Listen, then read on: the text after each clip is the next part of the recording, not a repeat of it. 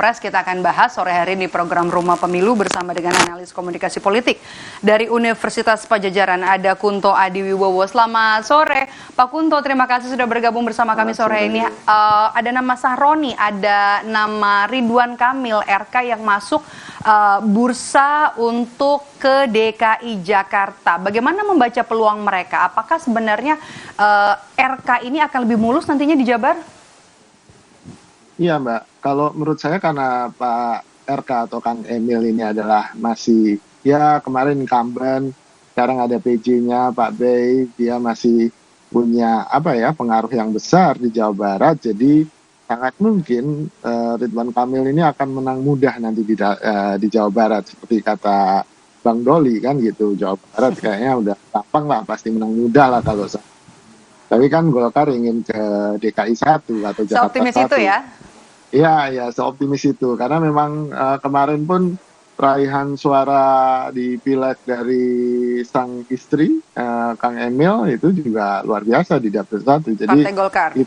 Betul. Jadi itu yang membuat rasa di atas angin dan rasa bahwa gak ada lawan lah di Jawa Barat. Sehingga mungkin Kang Emil ini butuh tantangan baru. Jadi mulai pasang baliho yang sebelumnya nggak pernah pasang baliho.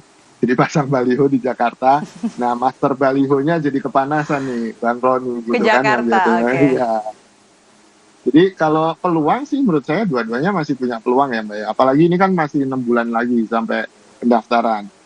Yang jadi persoalan adalah saling jegal di rekomendasi partai nanti menjelang pendaftaran. Dan ini kan berarti lebih ke mesin politik ya, koalisi partai, lalu kemudian lobby-lobby antar partai, bagaimana si kandidat itu kemudian menggalang koalisi, ini yang menjadi penting gitu. Dan tidak dilupakan juga partai pasti akan ngecek elektabilitas gitu kan. Kalau elektabilitasnya kecil, mereka pasti nggak akan mau mengeluarkan rekomendasi. Jadi kerjanya harus paralel gitu kan dalam 6 bulan ini, dan tidak mengherankan beberapa tokoh memang sudah curi start untuk kemudian melakukan kampanye kecil-kecilan gitu.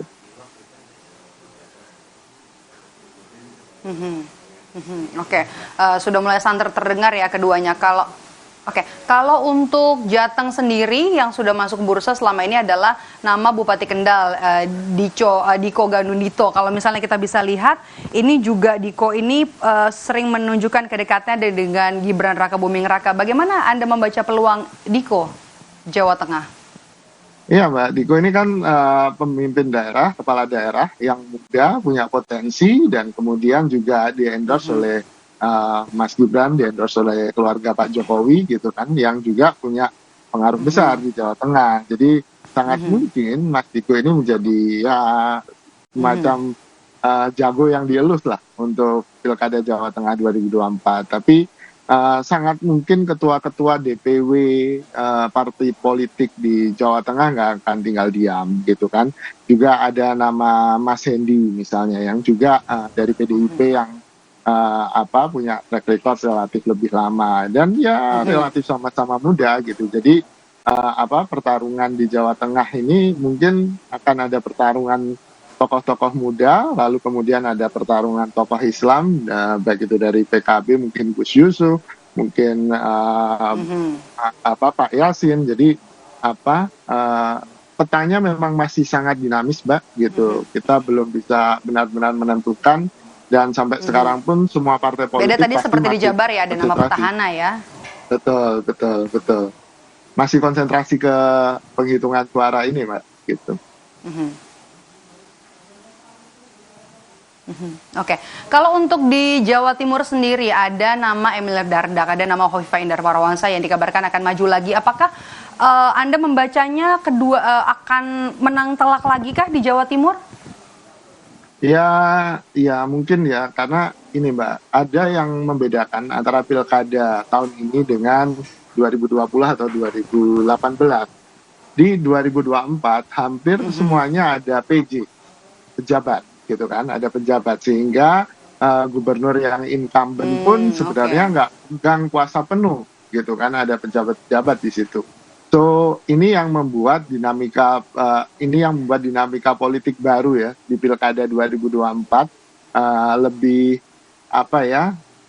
opportunity bagi atau peluang bagi penantang itu juga makin tinggi gitu, karena ada penjabat ini faktor X yang tidak pernah kita temui di pilkada-pilkada sebelumnya. Makanya beberapa PJ atau penjabat gubernur itu kemudian juga masuk bursa seperti di DKI, kemudian di Jawa Barat, dan sangat mungkin di Jawa Timur dan Jawa Tengah gitu. Jadi menurut saya ini faktor yang kemudian bisa jadi penentu, Mbak, si penjabat ini, apalagi mereka sudah memegang ya hampir 1 tahunan kan gitu kekuasaan di daerah itu, gitu, Mbak.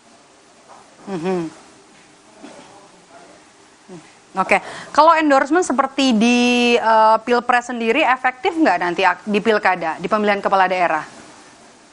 Ya, endorsement dari Pak Jokowi, endorsement dari Pak Prabowo, endorsement dari tokoh-tokoh yang kemarin jadi capres dan cawapres tentu masih punya efek ya, Mbak, ya pasti, karena selain lebih mudah dicerna, endorsement itu kan seperti ya kita nggak usah mikir kalau yang kemarin saya pilih dan baik, terus kemudian bilang bahwa orang itu baik, ya udah saya akan pilih itu aja. Itu cara berpikir yang mudah dan tampaknya cukup efektif di Indonesia sampai sekarang gitu kan.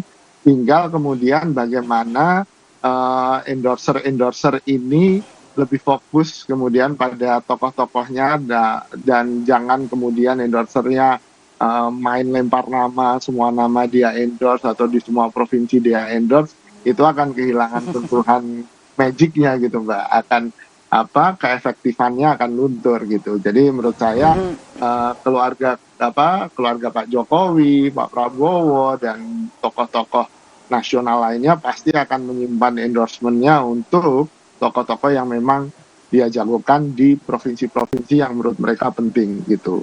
Jadi misalnya kayak RK yang udah pasti menang di Jawa Barat, ngapain di endorse lagi kan gitu kan.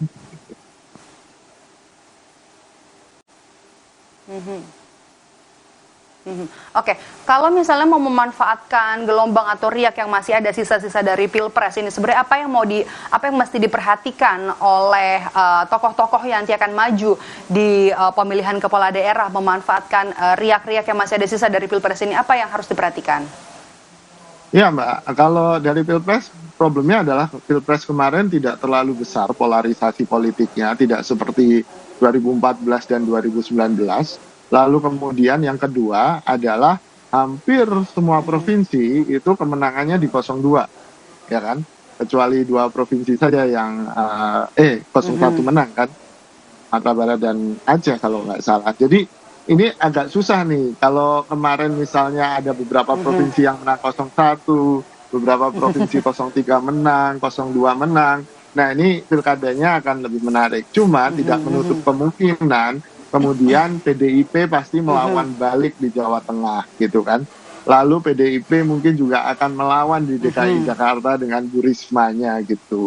Jadi sangat mungkin perlawanan itu ada dan narasi-narasi kekecewaan dari Pilpres 2024 kemarin juga pasti terbawa sampai pilkada karena memang jaraknya dekat ini, Mbak, gitu.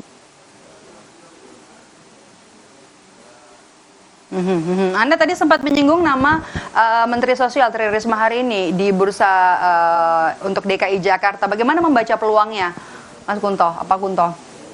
Ya, Bu Risma punya peluang sih, Mbak, kalau menurut saya di Jakarta, apalagi dalam beberapa hal sebelum Pilpres dan pemilu kemarin kan nama beliau memang sudah santer untuk dielus menjadi DKI 1 kan dari jabatannya Menteri Sosial. Jadi sangat mungkin ini memang disimpan, Risma memang disimpan untuk DKI gitu, dan itu akan jadi jagoannya PDI. Tapi jangan lupa juga masih ada nama Ahok, BTP gitu kan, Basuki Cahayapurnama yang juga punya potensi untuk jadi jagoannya PDIP di DKI, walaupun ya PDIP jarang sih mencalonkan calon yang sudah kalah gitu, Mbak. Jadi ya kemungkinan besar justru Bu Risma yang gitu menurut saya. Oke.